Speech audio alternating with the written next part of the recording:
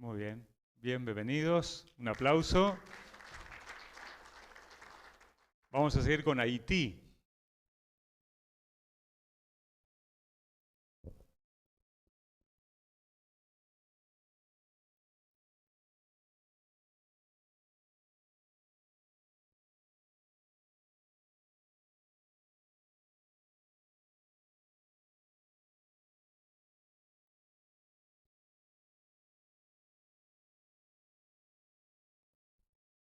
Muy bien, bienvenidos, muchas gracias. Y finalmente vamos con Cuba.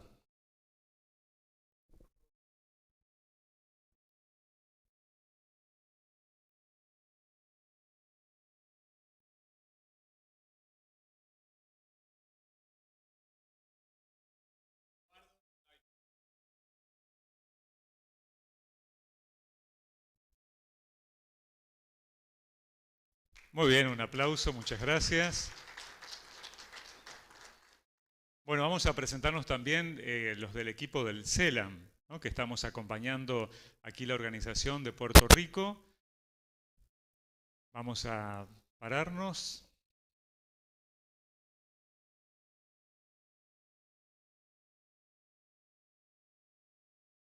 La hermana Daniela nos está acompañando en la parte de espiritualidad, ¿no? Acompañando a cada una de las sedes.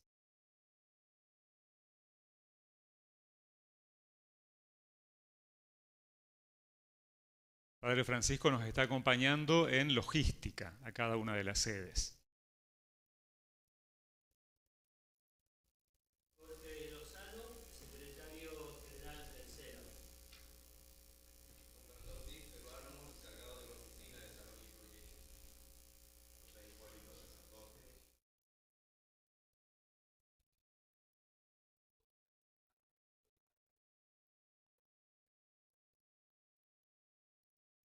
Muy bien, y está la hermana Iris también.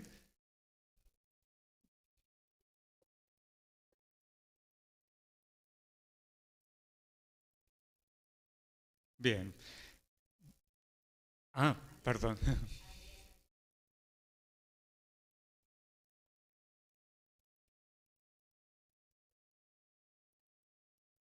Muy bien.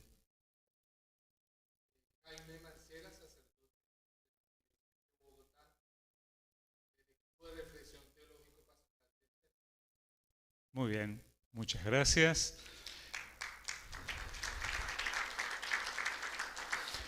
Este equipo lo integra también, por supuesto, Monseñor Miguel Cabrejos, que estuvo presidiendo hoy en la mañana y va a incorporarse en un rato nada más, y también Mauricio López, que está encargado de la parte de metodología. Mauricio integra también el equipo de la Secretaría General del Sínodo en el Vaticano y, por supuesto, también nuestro equipo, él es el director del CEPRAP en el CELAM y, bueno, está participando también de este equipo. La hermana Iris nos va a acompañar en toda la parte de metodología de este encuentro. Cada uno de los encuentros tiene un facilitador que nos acompaña en cómo trabajar metodológicamente. Bueno, ella nos está acompañando, es de aquí, como ella decía, de República Dominicana, y en algunos instantes nada más va a poder comenzar a acompañarnos en ese sentido. Y el padre Jaime Mancera es, como él decía, integrante del equipo de reflexión teológica, y en cada uno de los encuentros tenemos a alguien que nos ilumine en este primer momento del día, sobre todo en la relación entre la asamblea eclesial que hemos vivido y este proceso del sínodo, de la sinodalidad, ¿no? Bueno, yo no me presenté, soy el padre Pedro Brasesco, soy sacerdote y soy secretario general adjunto del CELAM y estoy un poco coordinando este grupo de trabajo para cada uno de los encuentros regionales. Encuentros regionales que, como ustedes saben, hemos comenzado la semana pasada en El Salvador para la región Centroamérica y México. Esta semana aquí en Santo Domingo para la región Caribe. La semana que viene estaremos en Quito, Ecuador, para los países bolivarianos. Y la semana subsiguiente estaremos en Brasilia para la región del Cono Sur. Finalizados estos 4 encuentros, vamos a tener otro encuentro en Bogotá con algunos integrantes de cada uno de estos encuentros regionales para la elaboración de la síntesis continental que, Dios mediante, tenemos que enviar a la Secretaría del Sínodo antes del 31 de marzo. Pero comencemos ya inmediatamente con esta primera etapa, esta primera parte de la tarde, con el padre Jaime Mancera. Él, como decíamos, nos va a hacer una relación entre este proceso que venimos viviendo en la Iglesia en clave sinodal, que ha tenido un momento particular con el proceso de la asamblea eclesial y que continúa también en este proceso del camino sinodal al que nos ha convocado el Papa Francisco y que ahora estamos en esta etapa continental.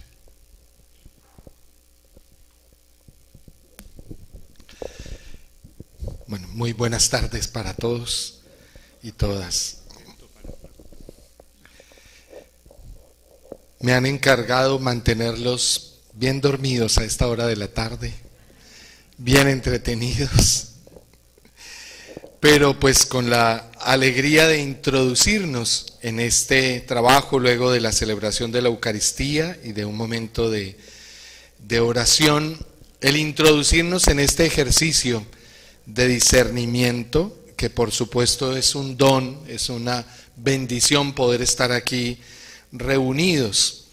Y quisiera comenzar precisamente por recordar el sentido del proceso que estamos viviendo y del cual pues hacemos parte en esta fase continental. Dice el documento que síntesis de la etapa continental. El sentido del proceso sinodal es el de permitir este encuentro y diálogo, cuya finalidad no es producir documentos, sino abrir horizontes de esperanza para el cumplimiento de la misión de la Iglesia. Estamos aquí reunidos, encontrándonos y comenzando a dialogar, y ese es el objetivo, y qué bueno entonces es estar aquí reunidos. Y como nos dice el documento, para abrir horizontes de esperanza. Eso es lo que nos tiene aquí reunidos, la esperanza que nos viene de nuestro Señor Jesucristo resucitado. Y si estamos aquí reunidos, lo hacemos como gente de esperanza, que tenemos una mirada sobre la historia, sobre el futuro, positiva, llena de la alegría de la presencia del amor de nuestro Señor realizando cosas nuevas en cada uno de nosotros, en la vida de nuestras iglesias particulares del continente y de la iglesia entera. Y creo que es importante reafirmar precisamente nuestra opción de esperanza. Elegimos estar aquí porque elegimos tener esperanza, mirar con esperanza nuestro futuro. Y también los invito a que recordemos la pregunta fundamental que guía todo el trabajo sinodal. ¿Cómo se realiza hoy a diversos niveles, desde el local al universal, ese caminar juntos que permite a la Iglesia anunciar el Evangelio de acuerdo a la misión que le fue confiada? ¿Cómo se realiza hoy esa sinodalidad? Y unida a la siguiente pregunta, ¿y qué pasos el Espíritu nos invita a dar para crecer como iglesia sinodal? Detrás de estas dos preguntas hay una opción metodológica, pero también una opción coherente con nuestra fe. Y es que el Papa, desde que nos convocó al sínodo, nos ha dicho, en primer lugar, la sinodalidad ya la estamos viviendo. Por eso la primera parte de la pregunta es, ¿cómo estamos viviendo esa sinodalidad? No estamos hablando de algo ajeno a lo que ya ha venido siendo el caminar de la iglesia, pero que es importante reconocer, porque a veces no lo valoramos, a veces empezamos nuestros encuentros hablando de lo que hace falta, y el Papa nos ha invitado, primero hablemos de lo que ya hay, de la sinodalidad que ya estamos viviendo. Reconozcámosla, valorémosla. Y en segundo lugar, ahí sí, preguntémosle al Espíritu qué nos está pidiendo, qué pasos debemos dar para crecer en esa condición sinodal propia de nuestra iglesia.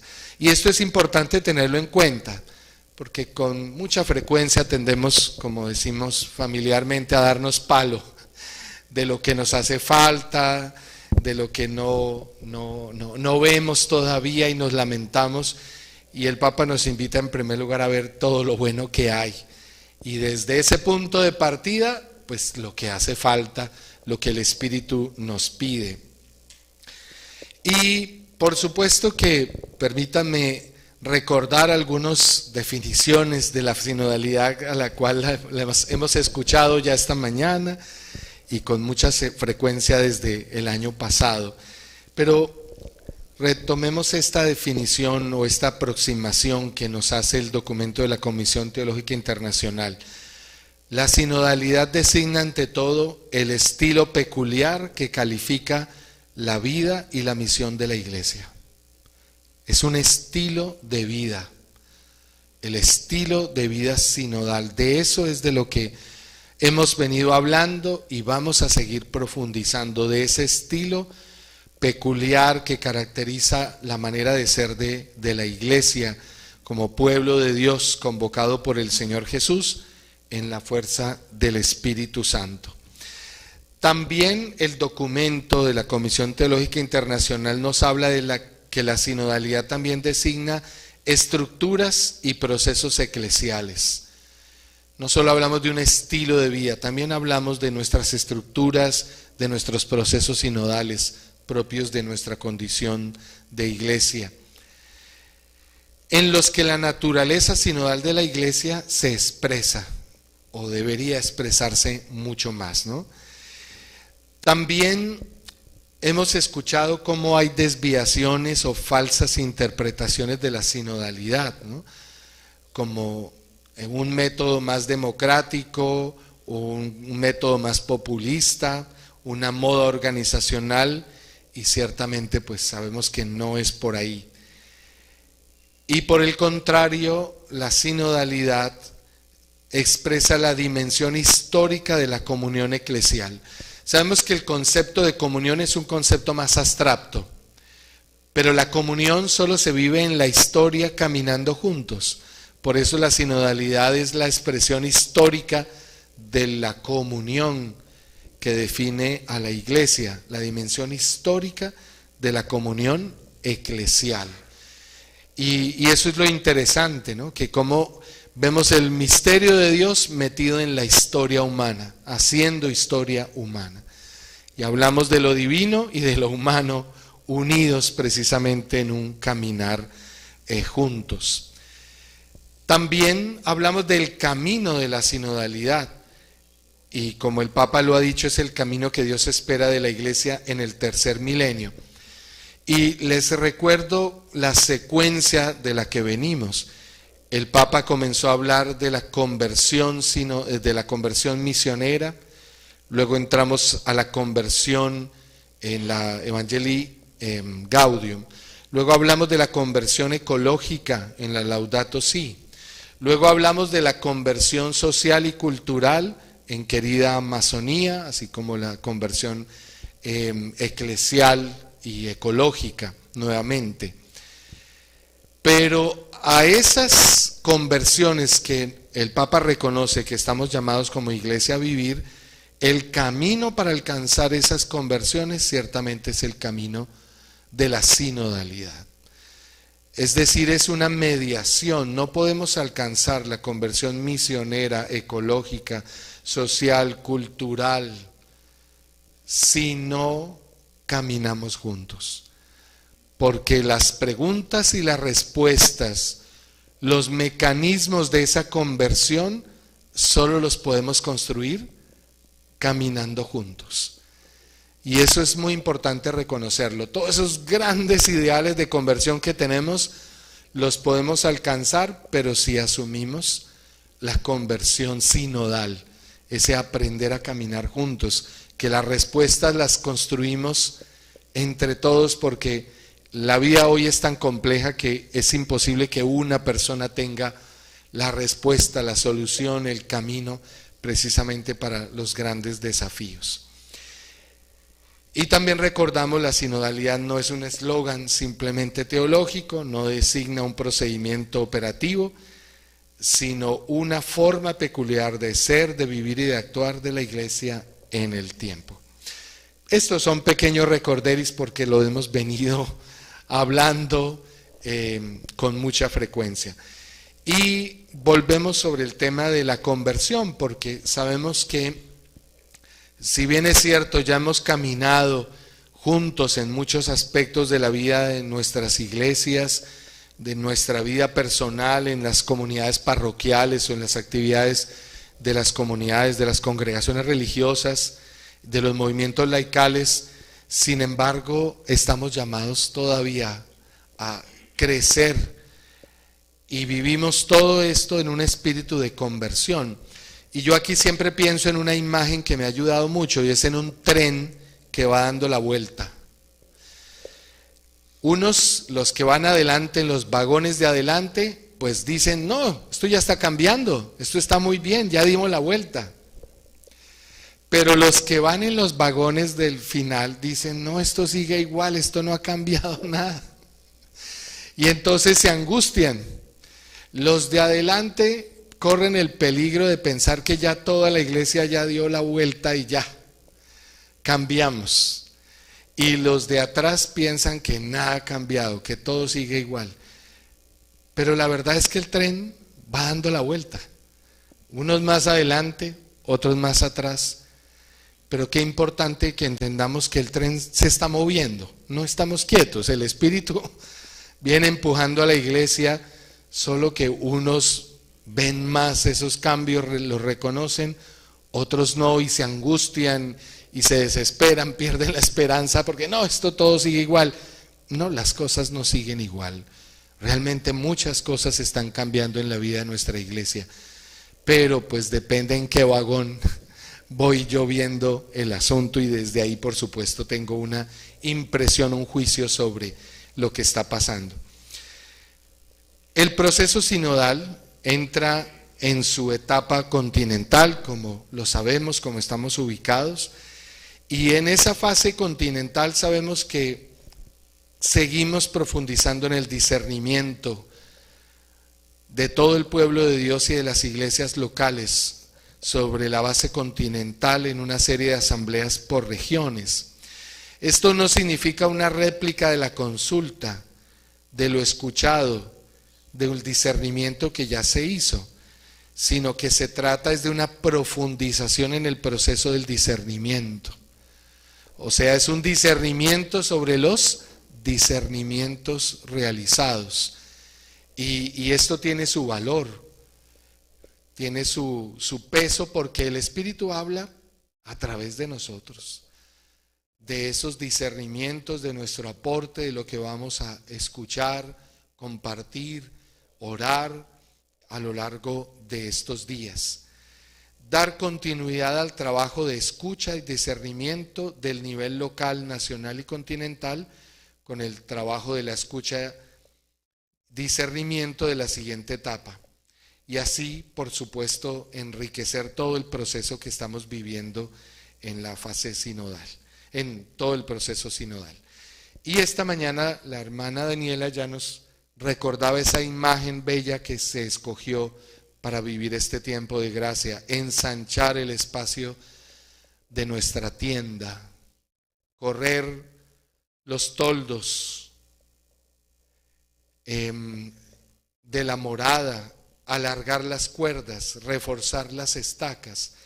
Lo que ha implicado ese ampliar el espacio, la visión, el compartir, el escuchar, precisamente para reconocer juntos la voluntad del Señor y mostrar más la amplitud de la misericordia de nuestro Señor. Es en este espacio donde pues tenemos que reconocer que como iglesia latinoamericana hemos venido construyendo un camino de sinodalidad que no es algo nuevo para nosotros, sino por el contrario, un proceso que ya hemos venido viviendo de muchas maneras, y particularmente en la Asamblea Eclesial de América Latina y del Caribe, que hemos vivido hace aproximadamente 1 año y medio, 2 años.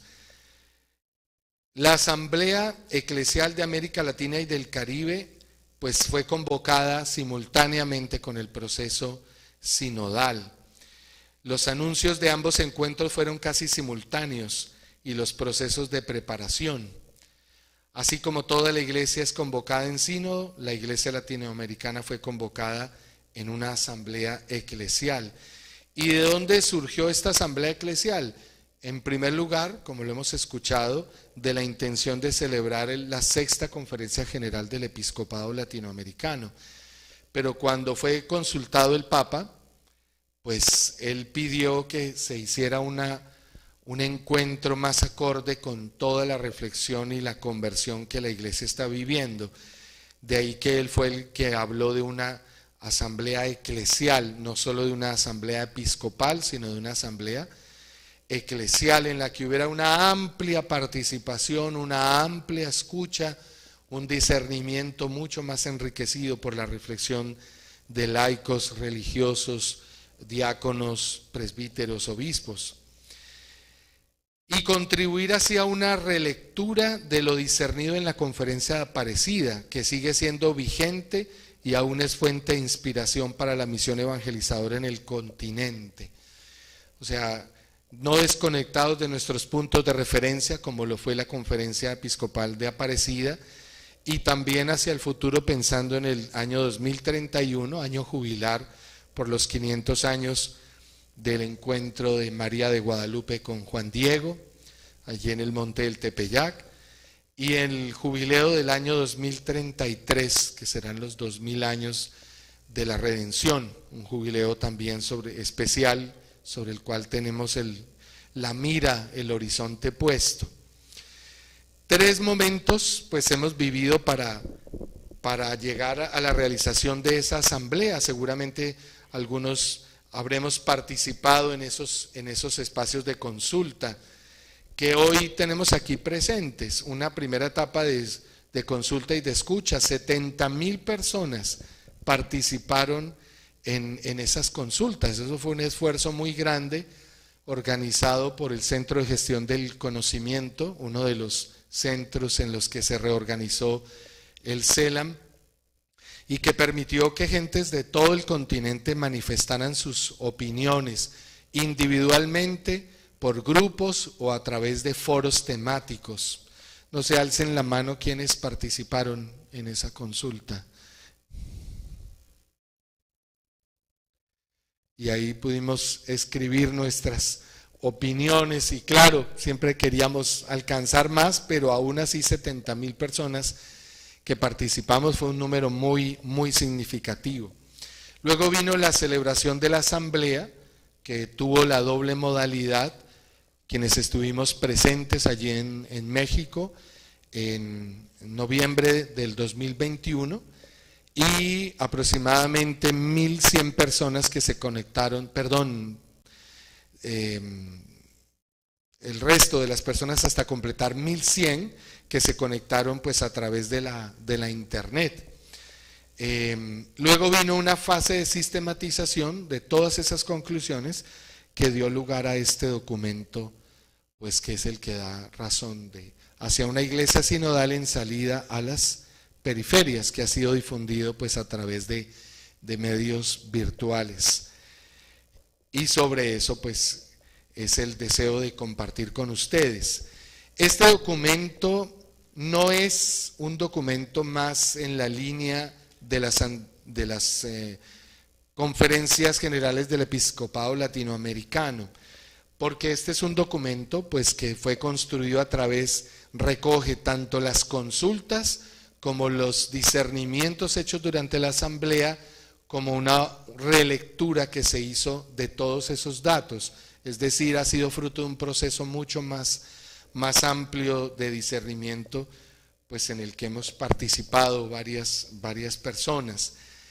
Y lo que está aquí expresado, lo que quedó aquí consignado es lo que se dijo en la asamblea, en las intervenciones y que se organizó.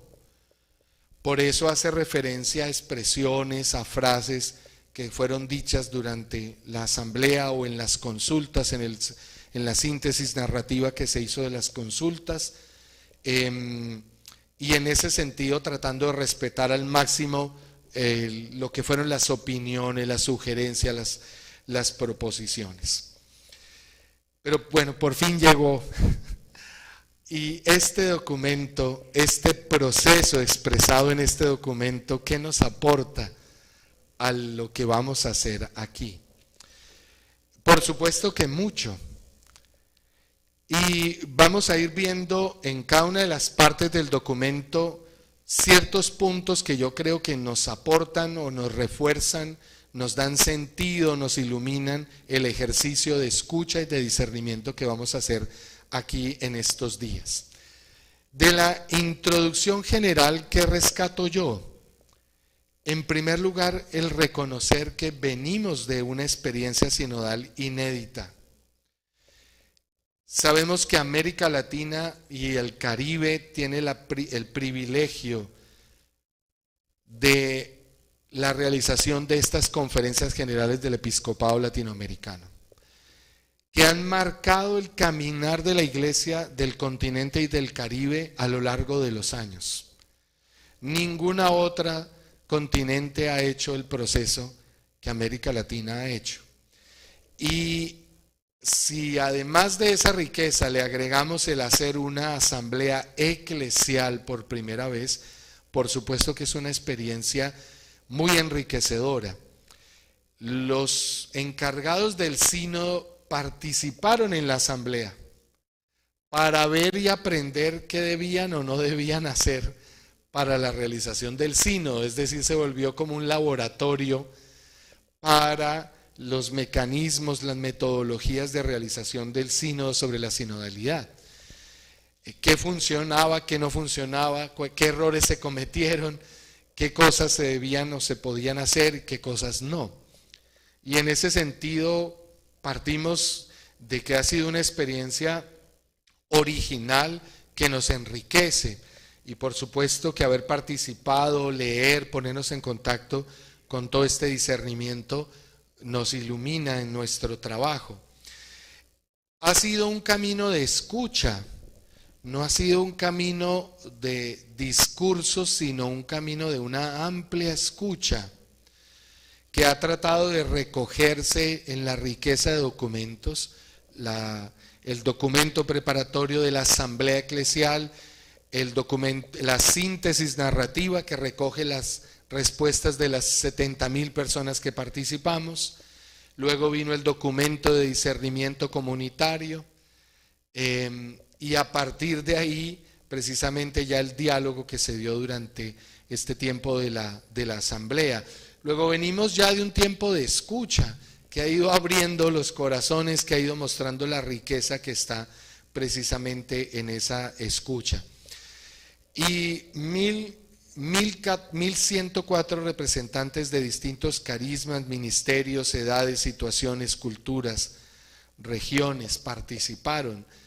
428 laicos y laicas, 160 religiosos, religiosas, 264 presbíteros y diáconos, 233 obispos, 10 cardenales. Es decir, somos beneficiarios de un proceso de amplia escucha y de amplia participación que nos enriquece, que nos hace llegar aquí ya como fruto de ese proceso.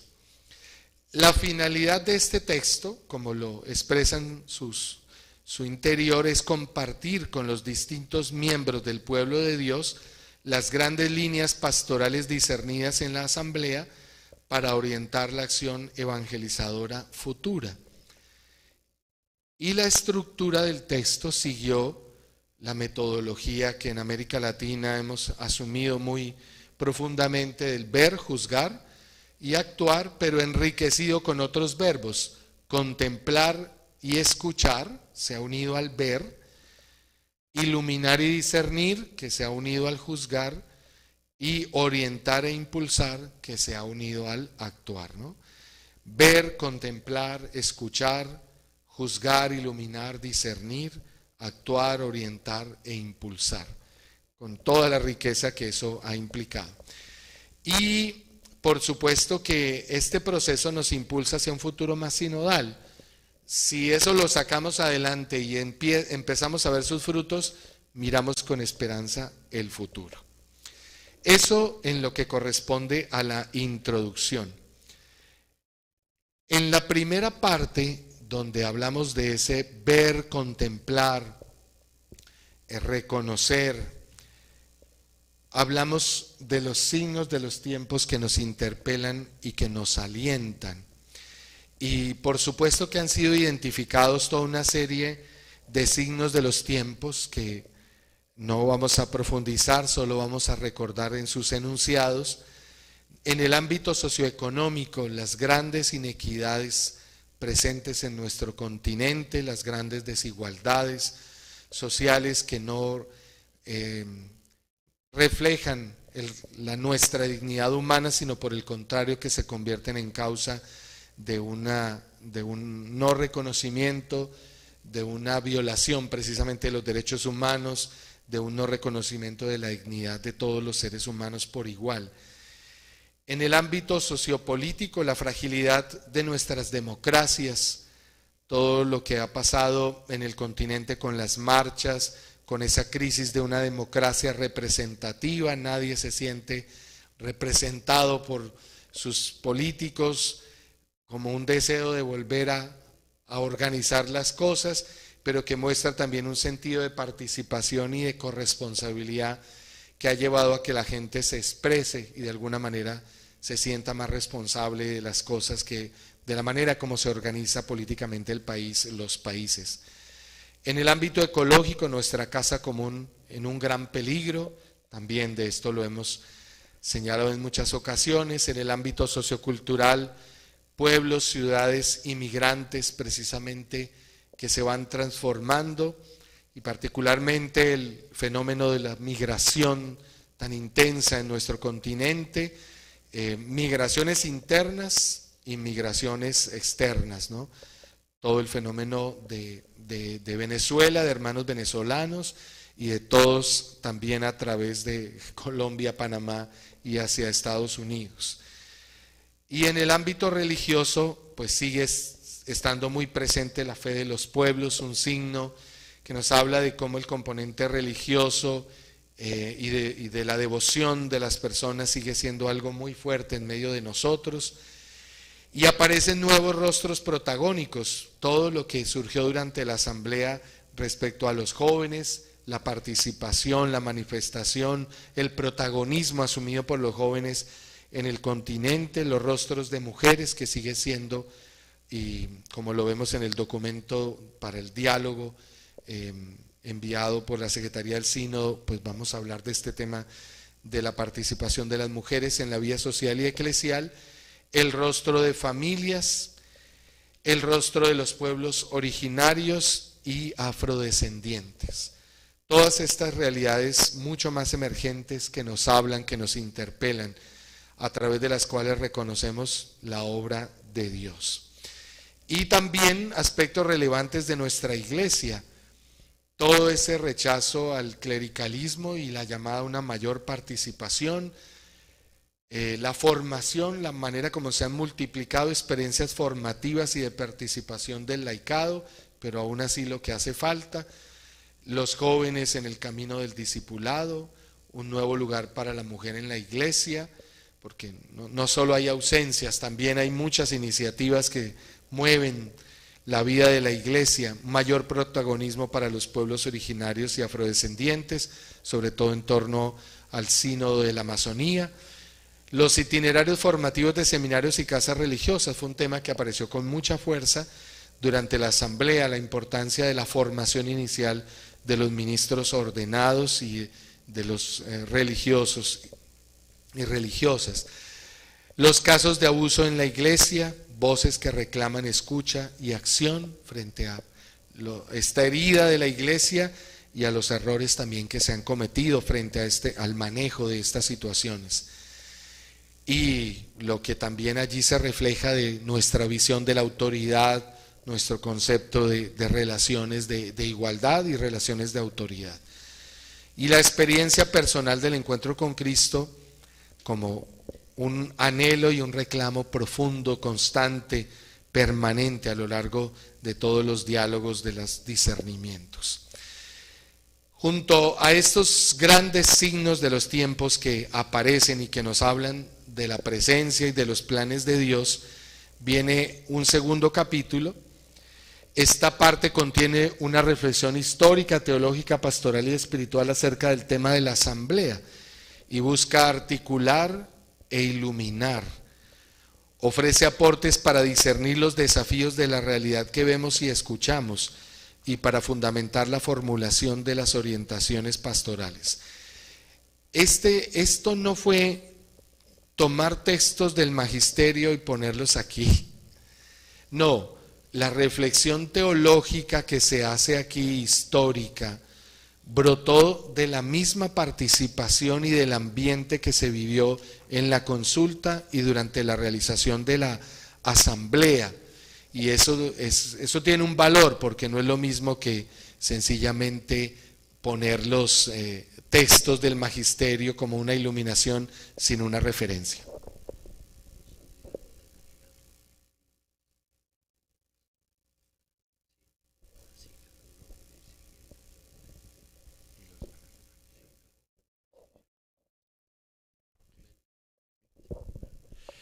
Disculpen, olvidamos de entregarles el libro para cada uno y que puedan seguir la exposición.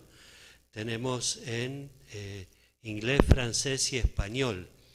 En inglés, levanten la mano. ¿Quién quiere el texto en inglés?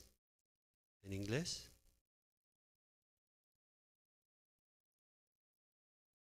¿En francés? Allí, Hipólito, en francés, allí.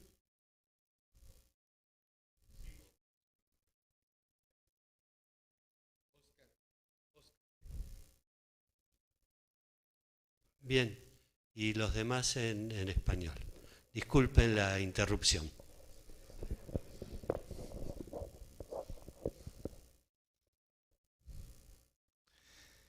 Bien, creo que nos pasa a todos que, bueno, nos lo mandan por internet, pero todavía somos muchos de la ola de tener el documento en las manos y poderlo trabajar y subrayar.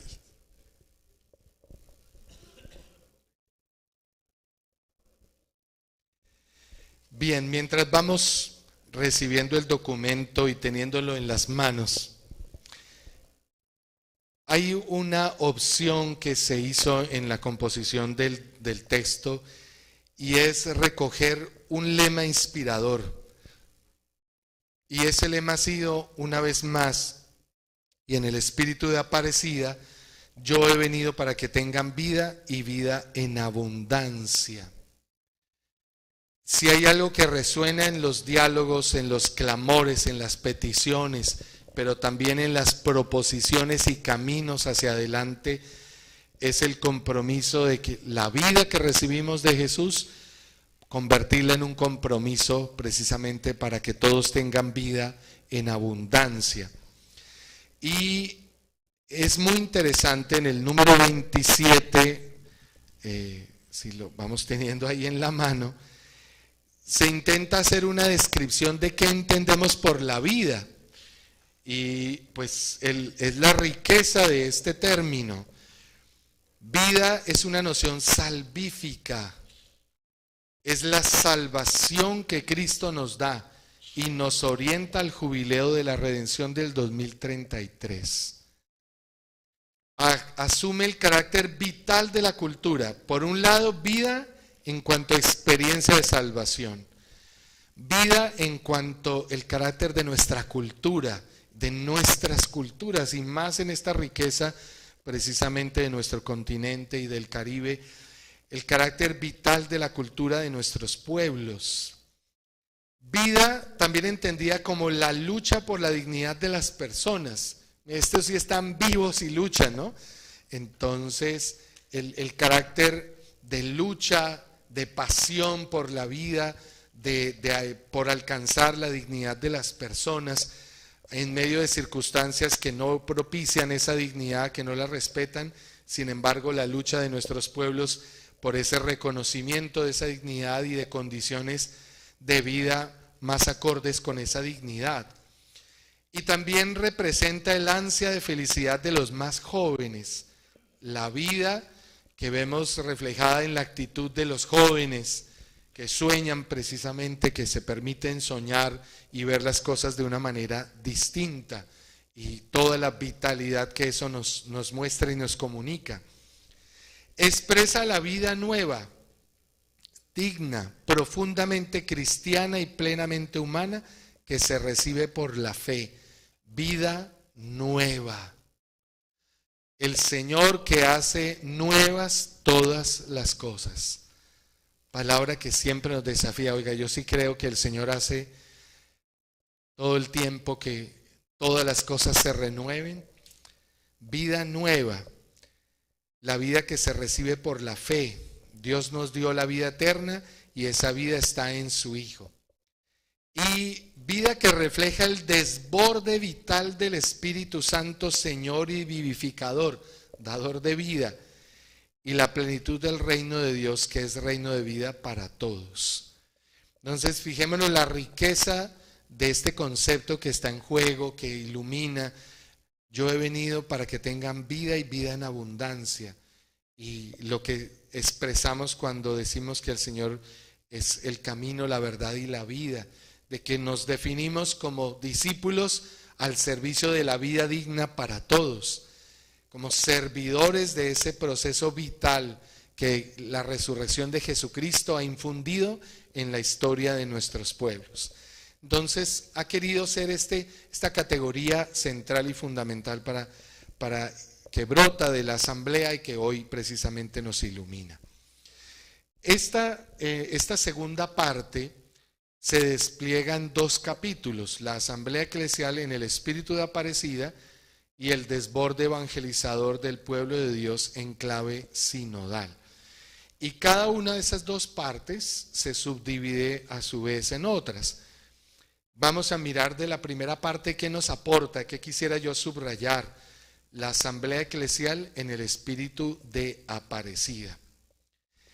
Y este numeral, esta primera parte del segundo capítulo, de la segunda parte general, nos habla de la interpelación de Dios en los signos de los tiempos, Aparecida en el camino de la iglesia latinoamericana y caribeña, un pontificado que inicia una nueva etapa misionera y sinodal, y la novedad de la primera asamblea eclesial. Trae 4 subcapítulos con sus desarrollos. ¿Cuáles son las claves y convicciones que yo veo que vale la pena tener presentes de este apartado? En primer lugar, la invitación que se nos hace a dejarnos interpelar por Dios y a interpretar los signos de los tiempos, pues es algo inherente al discipulado misionero. Dejarnos interpelar por Dios, que nos habla a través de la historia y en la historia, a través de los clamores. Siempre tenemos la tentación de buscar esa forma mágica de Dios. Yo siempre digo que saque la varita mágica y nos haga, nos diga. Y la pedagogía de Dios lo lleva es siempre a hablarnos en la historia y a través de la historia. Y eso exige de nosotros precisamente ese reconocimiento de que así es como el Señor lo quiere hacer, porque nos quiere comprometer y exige la apertura del corazón precisamente para dejarnos interpelar y vivir esa experiencia de interpretar los signos de los tiempos. En estos signos se expresan necesidades y aspiraciones de la humanidad que están presentes en una época concreta. Necesidades y aspiraciones de la humanidad. Cada ser humano es valioso en sí mismo y cada uno a su manera me habla del Señor. Pero en primer lugar tengo que reconocerlo como alguien valioso. Permítanme poner un ejemplo. En la pastoral social muchas veces decimos que vamos a hacer algo bueno porque yo veo a Jesús en la vida, en el rostro del pobre. A mí me parece que quien dice eso hace un salto que no debe hacer. Antes de reconocer a Jesús en el rostro del pobre, primero tengo que reconocer al pobre. Porque reconociéndolo a Él en su realidad única, original, descubriré el rostro de Jesús. Pero en primer lugar es Él, como persona, como ser humano, sus necesidades, sus clamores. Y creo que eso en la experiencia de la escucha de las consultas apareció con mucha fuerza. La necesidad de escuchar tantas deudas de escucha y de reconocimiento de sujetos en nuestra historia, en nuestros pueblos, que requieren ser reconocidos en su originalidad. Después viene el reconocer la obra que Dios está haciendo en ellos. Primero, reconocerlos a ellos como sujetos, hermanos, que nos interpelan desde sus necesidades y desde sus aspiraciones, desde sus historias de vida. Y a partir de ese reconocimiento, como lo dice en el número 137, el numerito que voy poniendo ahí entre paréntesis al final es del texto, ¿no? Y al interpretar dichos acontecimientos a la luz de la fe, se pueden reconocer los signos de la presencia y de los planes de Dios, para saber elegir lo que corresponda a la voluntad de Dios y a la vida nueva en su reino. Primero, la realidad misma de las personas, y luego, al tocar esa realidad, como nos dice el Papa, reconocer lo que Dios entonces está allí haciendo. Y a partir de esa experiencia, elegir lo que corresponda a la voluntad de Dios y a la vida nueva en su reino. Ya lo hemos escuchado esta mañana en la intervención que nos hizo Monseñor Cabrejo, ¿no? Lectura creyente, escucha, discernimiento, elección, acción. Pero esa es la primera idea. Una segunda idea que me parece valiosa para nosotros, un criterio fundamental para el discernimiento, es la vida plena para nuestros pueblos. No pensamos solo en la vida plena para nuestros pueblos.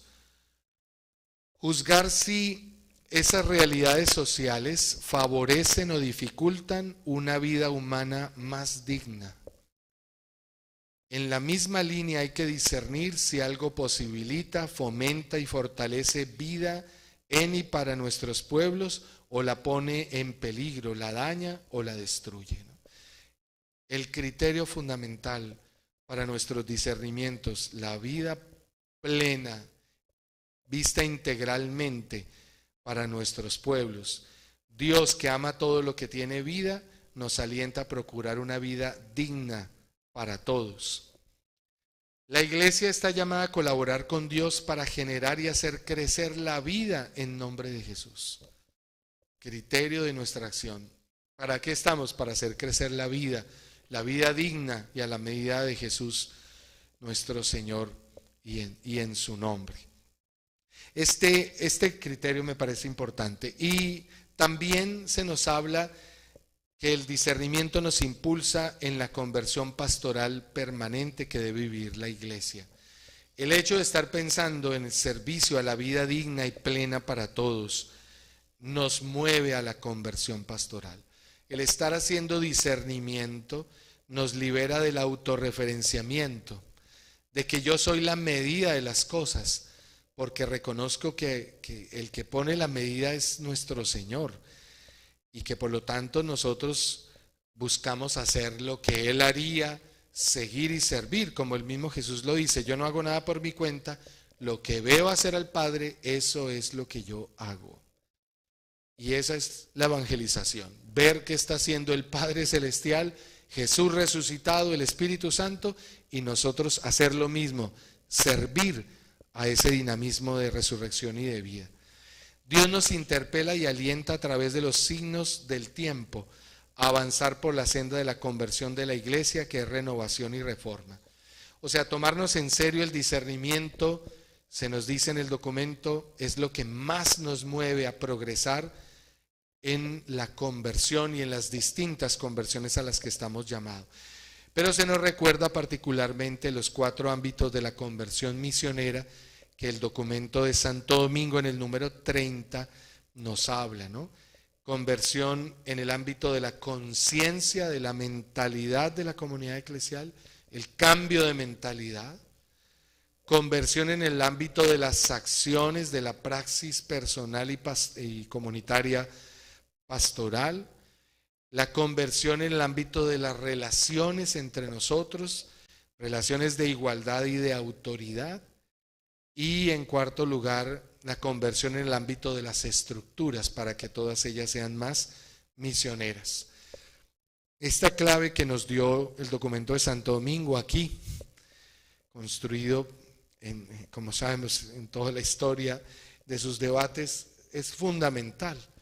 La conversión que implica la conciencia, las acciones, las relaciones, las estructuras.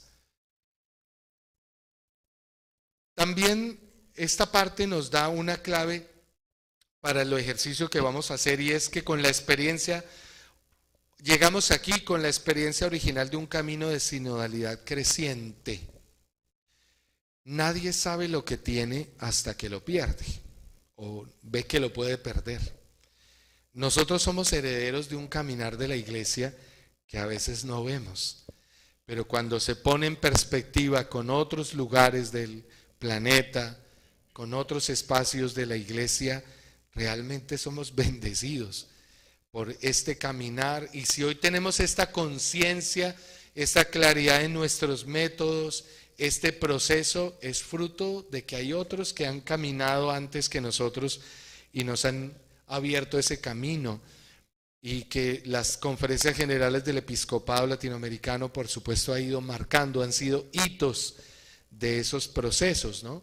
Río en el 55, Medellín en el 68, Puebla en el 79, Santo Domingo en el 92, Aparecida en el 2007, y es con esa riqueza que llegamos a la asamblea en el 2021. Otro aspecto que señala el documento en esta parte que estamos mirando es reconocer las luces que el documento de Aparecida aportó y que fueron retomadas, subrayadas, trabajadas por la asamblea. En primer lugar, el concepto de discípulos misioneros. Es que dejar de hablar de bautizados o dejar de hablar de fieles y pasar a hablar de discípulos misioneros, eso ha cambiado enormemente nuestras circunstancias. Definirnos no solo por el rito del bautismo, sino por el caminar de ser discípulos misioneros. Definirnos no solo porque somos feligreses de una comunidad, sino porque somos discípulos misioneros de Jesús en camino.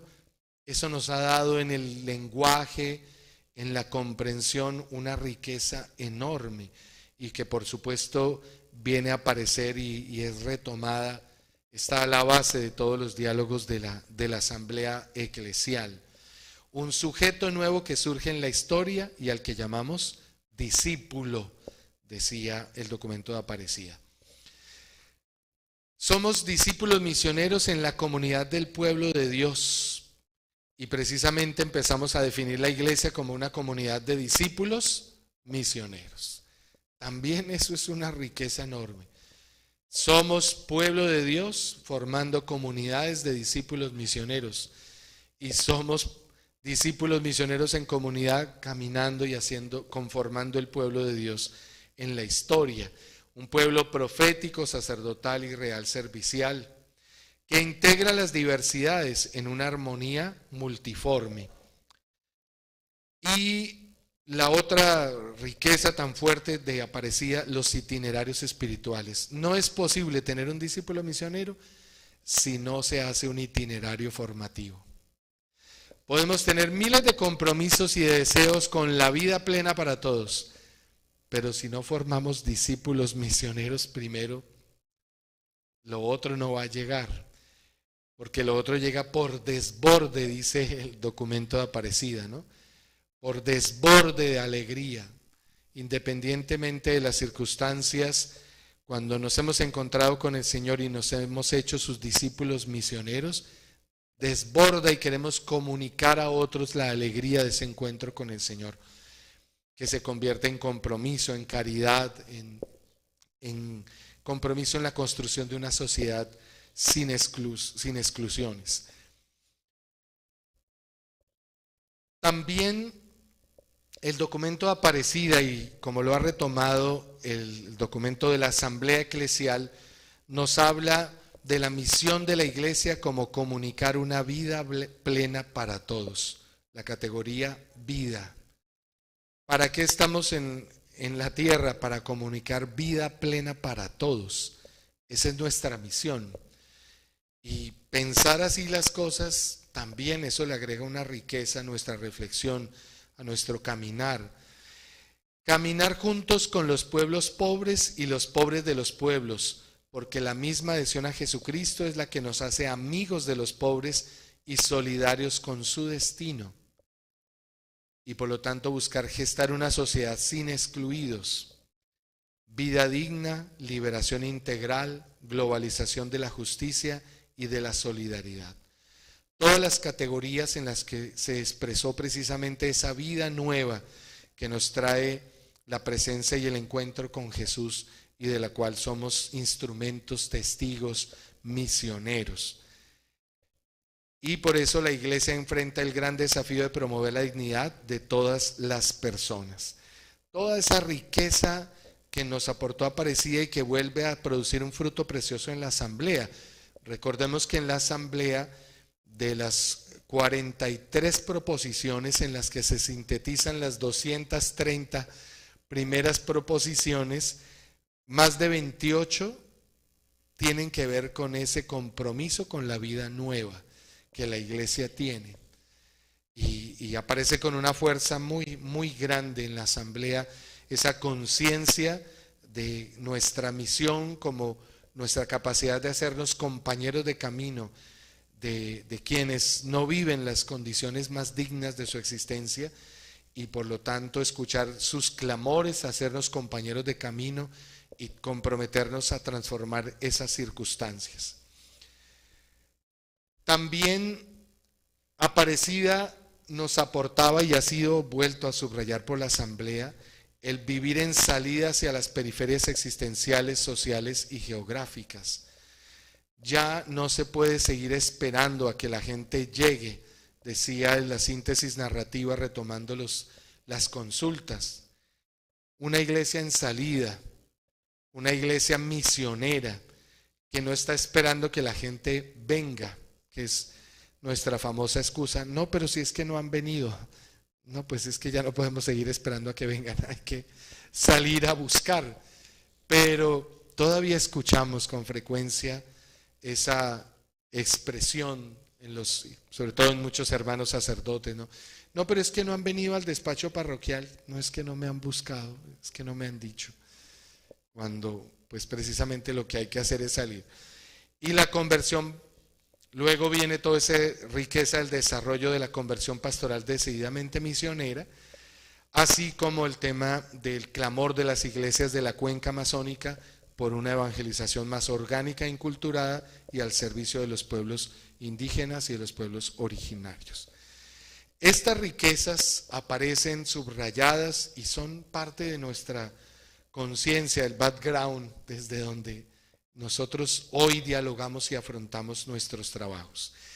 Y también honestamente en el número 169 se reconocen las deudas, las cosas que todavía están pendientes de Aparecida y por las que el Papa Francisco decía, todavía no se trata de hacer otra conferencia general del episcopado porque Aparecida todavía tiene una riqueza y unas deudas. Las dificultades de las iglesias locales y de las comunidades cristianas para hacer una recepción viva de Aparecida. La lentitud para traducir la conversión pastoral en una praxis que transforme criterios, actitudes, vínculos y estructuras. La reducción de la misión continental a su ejecución programática, ¿no? El visiteo puerta a puerta, pero perdiendo de vista su dimensión paradigmática, ¿no? El cambio de mentalidad frente al eclesiocentrismo y y el dar el paso hacia salir a servir al reino de Dios que está presente en la historia de los pueblos. La caída de la alegría y del ardor evangelizador ante las incertidumbres históricas, las crisis sociales, los vaivenes eclesiales, sobre todo de la pandemia, ¿no? Ese freno en seco que nos puso la pandemia, que nos dejó todavía, ya han pasado un año en que ya estamos volviendo a la normalidad, pero aún así mucha gente todavía no ha regresado a misa, mucha gente no quiere participar, mucha gente dice, ay, pero lo van a transmitir por Zoom, porque, ay, no, qué pereza, ¿no? Una pereza que es extraña porque no era la pereza antigua, sino es otra pereza que se quedó ahí como arraigada, y cómo nos cuesta todavía sacudirnos de esos efectos de la pandemia y de la cuarentena que nos tocó vivir. La persistencia del clericalismo y la voluntad de autopreservación frente a pecados y heridas de miembros de la iglesia, la resistencia precisamente a vencer, a reconocer los efectos dañinos de nuestro clericalismo, de la manera de ejercer nuestra autoridad y nuestro servicio como ministros ordenados, y también las resistencias al pontificado del Papa Francisco. En este continente, como en otros continentes, también se ha dado.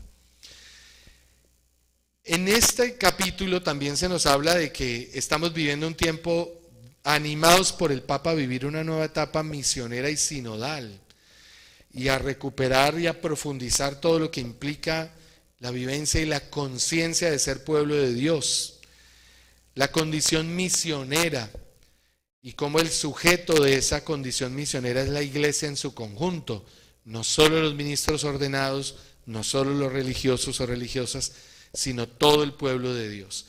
Y a asumir en profundidad lo que el concilio reconoció como un estado permanente, que era la reforma permanente en la vida de la iglesia, esa conversión permanente a la que estamos llamados todos en todas las instancias de la vida de la iglesia para cumplir la misión. La acción del Espíritu en el pueblo de Dios y en el sentido de la fe de todos los fieles, ese desarrollo del sensus fidei incredendo que nos hace caer en cuenta de la corresponsabilidad y en la obra del Espíritu para que todos participemos en la misión eclesial de manera indefectible. Y este modo de proceder de la iglesia se realiza en el encuentro con la palabra, en la escucha recíproca, en el discernimiento comunitario, en la gestión de las diferencias, en el logro de los consensos a través del diálogo fraterno. Todas estas expresiones del Papa que nos invitan a actuar, a resolver, a afrontar nuestras dificultades con unas actitudes bien distintas de diálogo, de la cultura del encuentro, la cultura del diálogo, la cultura del discernimiento, la cultura del poliedro, también como se ha llamado. Y les decía que hay una segunda parte de este momento, de esta reflexión e iluminación, que se llama el desborde evangelizador del pueblo de Dios en clave sinodal. En esta parte también se desarrollan 4 capítulos: el sueño de Dios, el pueblo de Dios en comunión sinodal, una iglesia samaritana y el desborde del Espíritu en María y en la iglesia. En este capítulo, en este apartado, se habla del fuerte llamado reconocido durante la asamblea de muchos y en muchos participantes a vivir un encuentro más pleno con Cristo, fuente de renovación de la vida cristiana y de la misión eclesial. Jesucristo es el centro del evangelio y de la evangelización, es el hombre nuevo que hace nuevas todas las cosas. Y me parecía esta frase que se retomó aquí, pero que es del documento de discernimiento comunitario, quisiera traerla aquí. Esta verdad quiere ser acogida con asombro y apertura por la iglesia que conformamos entre todos. ¿Cuál verdad? Que realmente Jesucristo hace nuevas todas las cosas. reconocer que el Señor tiene la capacidad y lo está haciendo. Por eso nuestra esperanza de hacer nuevas todas las cosas. Y sabemos que esa convicción se estrella con las cosas que vemos, que escuchamos en los noticieros. Si tenemos mirada de noticiero de televisión, si tenemos solo oídos para los noticieros de televisión o los videos de YouTube que nos hablan de pedacitos de la realidad, uno solo puede decir, oiga, apague y vámonos. Porque su mirada es sesgada, su mirada solamente va a mostrar lo malo que está pasando o las cosas puntuales que hacen daño. Y ciertamente si uno mira eso, esa es su mirada, para mucha gente tristemente lo es, pues no va a ver que Dios está haciendo nuevas todas las cosas. Y esa llamada a tener esa capacidad contemplativa para reconocer cómo Dios está haciendo nueva mi propia vida y la vida de mis hermanos y con quienes comparto la existencia, es algo que tenemos que tomarnos muy en serio. Esta verdad quiere ser acogida con asombro y apertura por la iglesia que conformamos entre todos. ¿Qué claves y convicciones veo yo de este apartado? En primer lugar, la invitación a reconocer esa presencia personal, cercana y transformante de Cristo resucitado. La presencia personal, cercana, transformante de Cristo resucitado. Jesús sigue presente en la iglesia.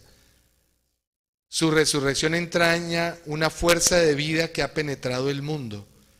Es la fuerza de la resurrección que el evangelio, y cada evangelizador es un instrumento de este dinamismo, ¿no? La presencia del Señor resucitado, presencia personal, no es la masa, no, es con cada uno de nosotros y con nuestras comunidades, cercana, transformante. Es un desafío siempre a nuestra fe, porque sabemos que delante tenemos siempre la pregunta, bueno, pero ¿dónde está Dios? Mire todo lo que está pasando. Esa frase que escuchamos de los demás también nos confronta. Pero si Dios dice que es tan bueno, ¿por qué hay tantas guerras? ¿Por qué seguimos en guerras y con tantas divisiones? ¿Por qué Dios permite eso? Eso nos confronta en nuestra primera convicción fundamental, la presencia personal, cercana y transformante del resucitado.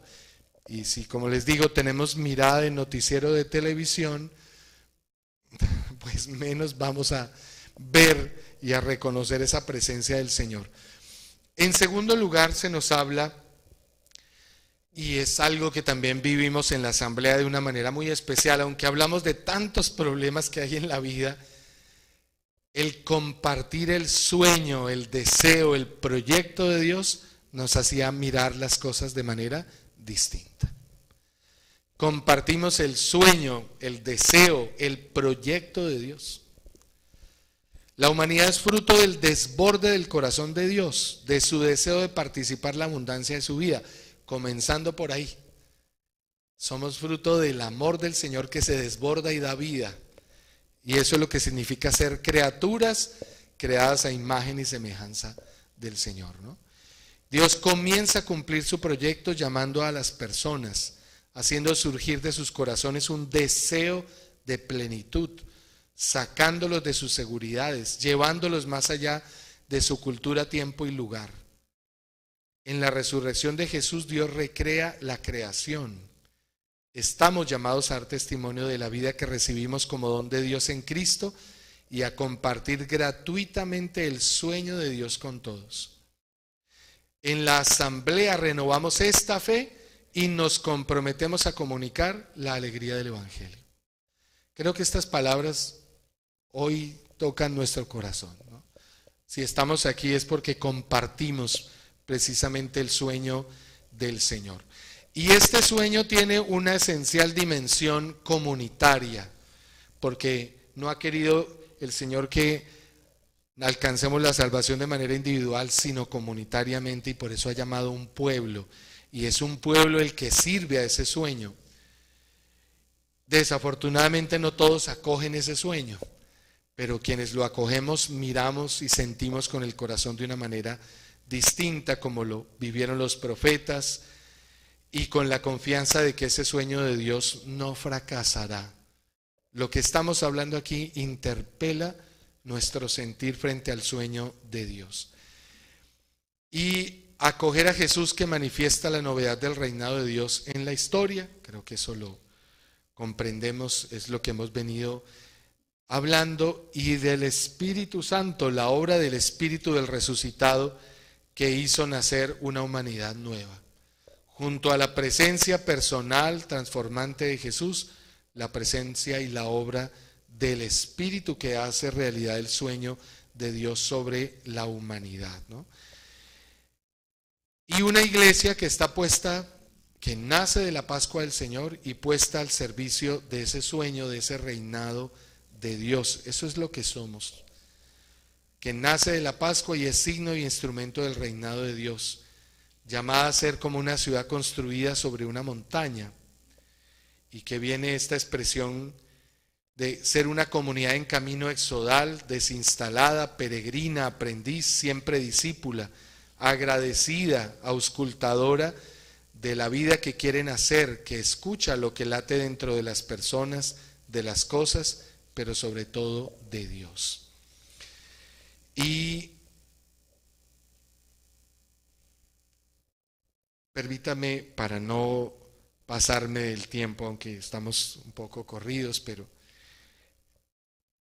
en este desarrollo viene otro acercamiento al concepto de lo sinodal, que también es muy importante y enriquece lo anterior.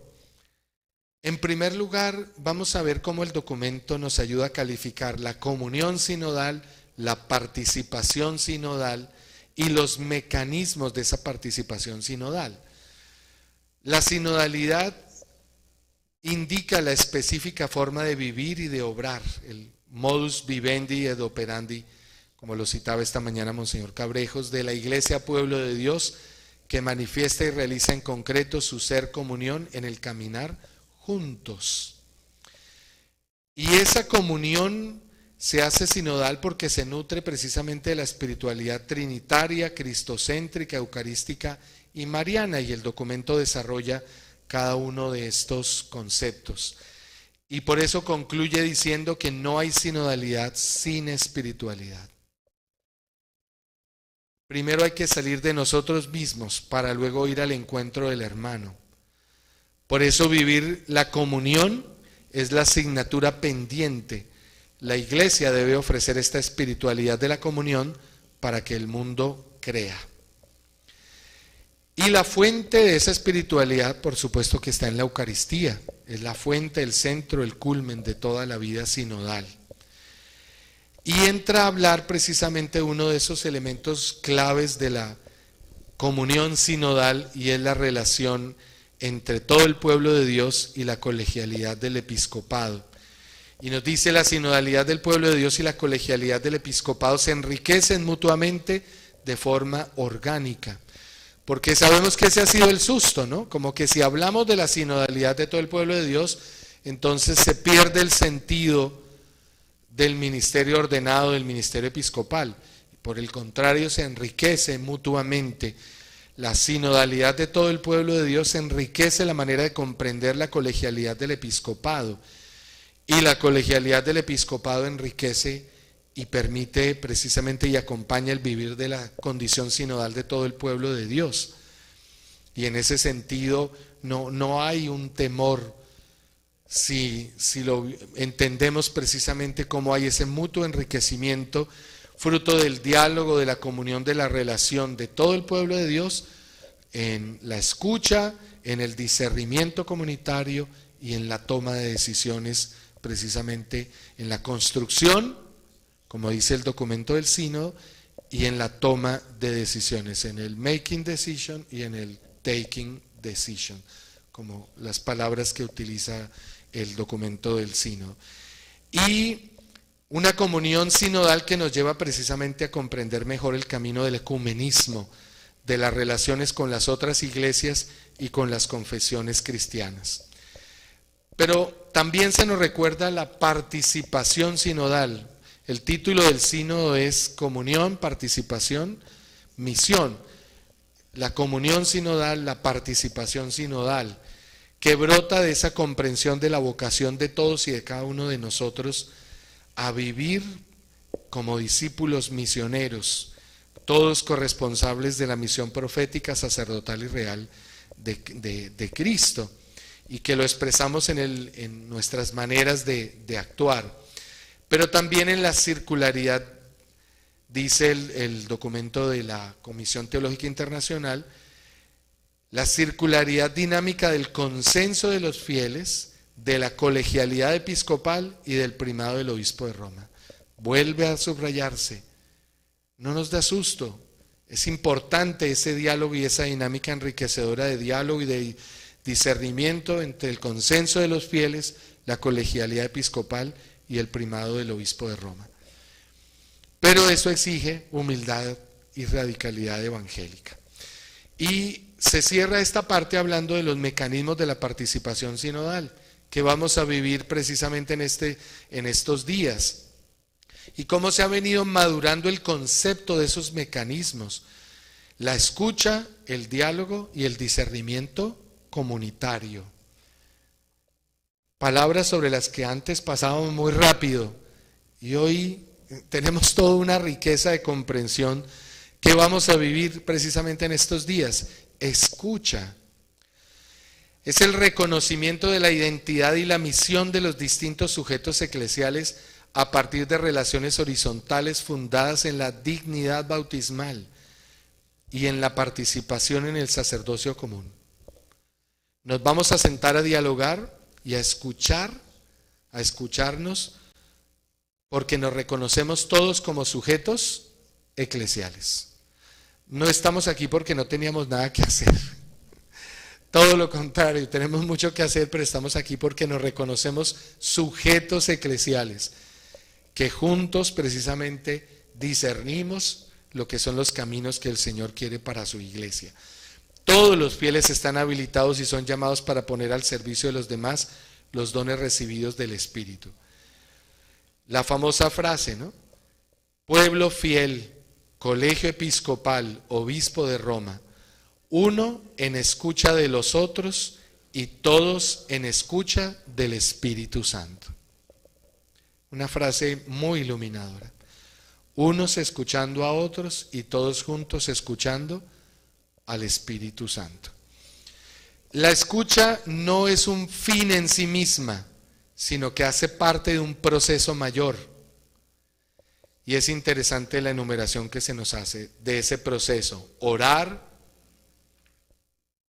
Estos días van a ser días para orar, escuchar, analizar, dialogar y aconsejar para que se tomen las decisiones pastorales más conformes con la voluntad de Dios. Tomar consejos, aprender juntos, construir consensos que generen decisiones compartidas, mecanismos, partes de un proceso. Y junto a esa escucha, el discernimiento y las tomas de decisiones son las que nos ayudan a superar precisamente el clericalismo. Si hay un remedio para el clericalismo, son estos ejercicios precisamente de encuentro, de escucha, de diálogo. Y la espiritualidad evangélica de comunión precisamente es la que nos va a ir haciendo que el clericalismo sea vencido y que el poder sea comprendido como un servicio y una manera de arbitrar nuestros cuidados y el control institucional. Luego se cierra con la sinodalidad con la familia humana, el hecho de reconocernos hermanos del mundo, de todos en la familia humana, servidores de la fraternidad universal y de la amistad social, todo lo desarrollado por el Papa en la Fratelli Tutti, y una diaconía profética en la construcción de un etos social fraterno, solidario e inclusivo. Y el documento retoma todo el desarrollo de la Fratelli Tutti, donde se dice que la manera de afrontar los grandes desafíos, pues solamente puede ser en la actitud del buen samaritano. Asumiendo la actitud del buen samaritano, esa universalidad, esa fraternidad sin límites, que nos lleva a asumir una práctica de compasión y de ayuda hacia los demás, es lo que va a vencer el dolor, las injusticias, las circunstancias de este mundo. Algo que nos reta, porque vemos cañones, vemos que la ONU no funciona mucho para detener la guerra de Ucrania, vemos que la presión de las armas, que el poder ejecutivo no funciona, no se arman los mecanismos, y el Señor nos dice, y la iglesia intuye que es por el camino precisamente de la compasión misericordiosa del buen samaritano, que vive la experiencia de la fraternidad sin límites universal, la que va a transformar el mundo. Y eso es parte de nuestras convicciones, y que reconocemos a lo largo de la historia cómo el Evangelio ha ido infundiendo en la historia humana ese poder transformador de la resurrección de nuestro Señor. El buen samaritano reformula la proximidad por una praxis de ternura y de solidaridad hacia el otro ser humano vulnerado, para que quien se acerca con amor, todo otro es un hermano, toda otra es una hermana, con quien pueda darse un vínculo fraterno. El cristianismo fomenta la unidad plural de la familia humana. Y cierra este capítulo con el desborde creativo del Espíritu, ese reconocimiento de la obra y de la novedad que el Espíritu realiza, así como la mirada de ese desborde creativo en la persona de la Virgen María, de María de Guadalupe, que precisamente en su presencia en este continente ha desbordado precisamente la misericordia del Señor de muchas maneras, ¿no? Con María caminemos juntos en la audacia del Espíritu, como decía este texto. Y el último capítulo, solamente lo enuncio, recoge las intuiciones, las proposiciones que se hicieron, primero del sentido general de la evangelización, y luego organiza todas las proposiciones, todo lo que se dijo quedó allí organizado en lo que se refería a la dimensión querigmática y evangelizadora, lo que se refiere a la dimensión profética y formativa, lo que se refiere a la dimensión espiritual, litúrgica y sacramental, lo que se refiere a la dimensión sinodal y participativa, lo que se refiere a la dimensión transformadora, y que se encuentra su dinámica propia, la dimensión ecológica. Permítame cerrar una vez más con el llamado a la esperanza.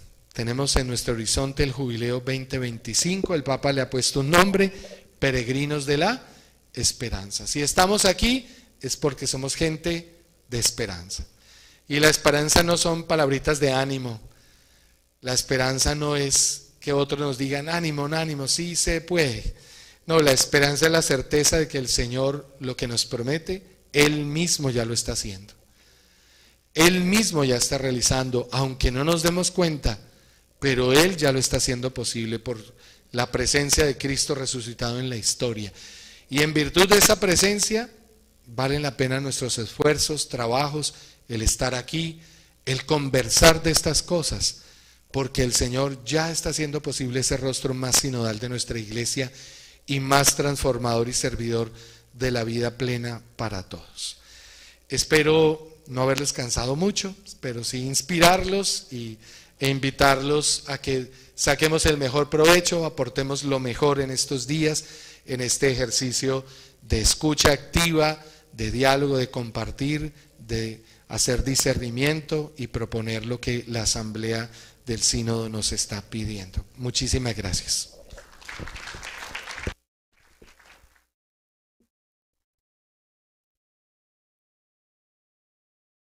Bueno, muchas gracias al Padre Jaime.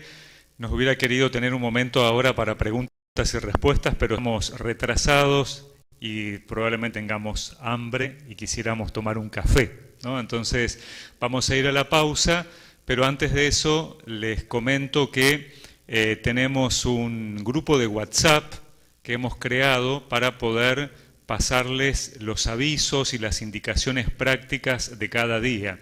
Si alguno no está en el grupo, por favor, si le puede dar su número de contacto a Fátima en la secretaría para que ella precisamente pueda incorporarlos.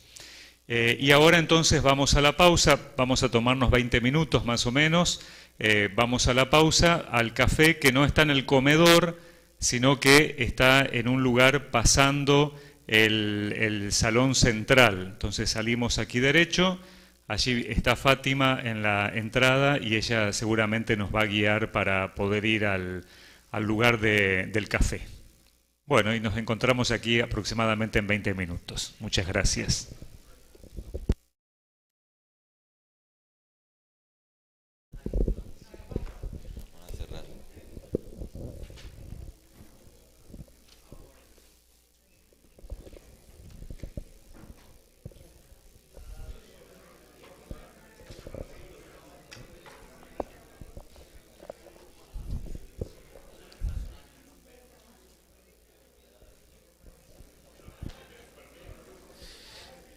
Agradecemos a todos los que nos han acompañado a través de las redes sociales, de todos los medios católicos de República Dominicana y también a través del canal de YouTube del CELAM, que han compartido con nosotros este momento de iluminación, de propuesta para el camino que viene. Les invitamos para que sigan conectados a través de nuestros medios, a través de las redes sociales también, para seguir viviendo juntos, caminando juntos y juntas en esta asamblea de la región del Caribe, de la fase continental del Sínodo de la Sinodalidad 2021-2024. Gracias por estar con nosotros y seguimos en comunión.